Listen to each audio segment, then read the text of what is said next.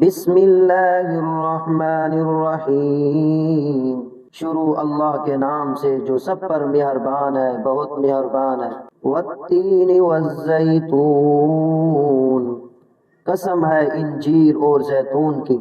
وطور سینین، اور صحرائے سینا کے پہاڑ طور کی۔ وہذا البلد الامین،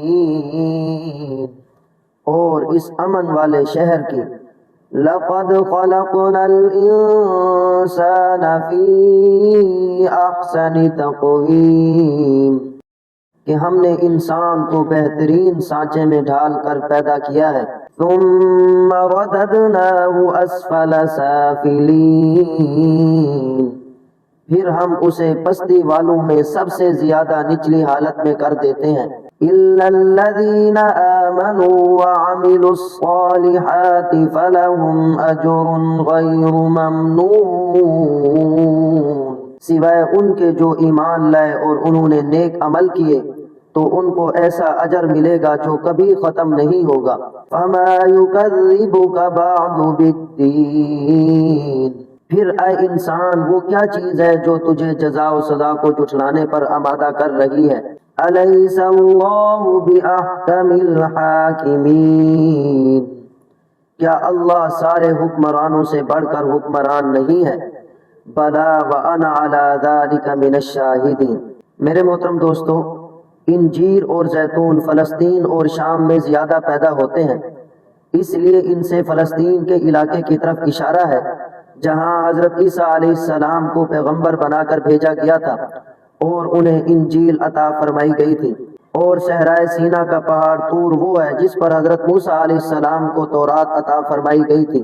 اور اس امن والے شہر سے مراد مکہ مکرمہ ہے جہاں حضور اقدس صلی اللہ علیہ وسلم کو پیغمبر بنا کر بھیجا گیا اور آپ صلی اللہ علیہ وسلم پر قرآن کریم نازل ہوا۔ ان تینوں کی قسم کھانے سے مقصود یہ ہے کہ جو بات آگے کہی جا رہی ہے وہ ان تینوں کتابوں میں درج ہے اور تینوں پیغمبروں نے اپنی اپنی امتوں کو بتائی ہے۔ ثم رددناہ اسفل سافلین، پھر ہم اسے پستی والوں میں سب سے زیادہ نچلی حالت میں کر دیتے ہیں۔ اس کا ایک مطلب تو یہ ہو سکتا ہے کہ جو لوگ مومن نہ ہوں وہ دنیا میں چاہے کتنے خوبصورت رہے ہوں، آخرت میں وہ انتہائی نچلی حالت کو پہنچ جائیں گے کیونکہ انہیں دوزخ میں ڈالا جائے گا۔ اسی لیے آگے ان انسانوں کا استثناء کیا گیا ہے جو ایمان لائیں اور نیک عمل کریں۔ اور اکثر مفسرین نے اس آیت کا یہ مطلب بیان کیا ہے کہ ہر انسان بڑھاپے میں جا کر انتہائی خستہ حالت کو پہنچ جاتا ہے، اس کی خوبصورتی بھی جاتی رہتی ہے اور طاقت بھی جواب دے جاتی ہے، اور آئندہ کسی اچھی حالت کے واپس آنے کی انہیں کوئی امید نہیں ہوتی کیونکہ وہ آخرت کے قائل ہی نہیں ہوتے۔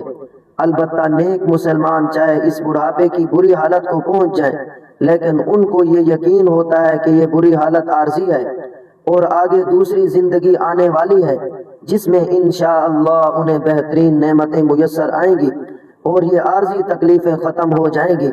اس احساس کی وجہ سے ان کی بڑھاپے کی تکلیفیں بھی ہلکی ہو جاتی ہیں۔ الیس اللہ باحکم الحاکمین، کیا اللہ سارے حکمرانوں سے بڑھ کر حکمران نہیں ہے؟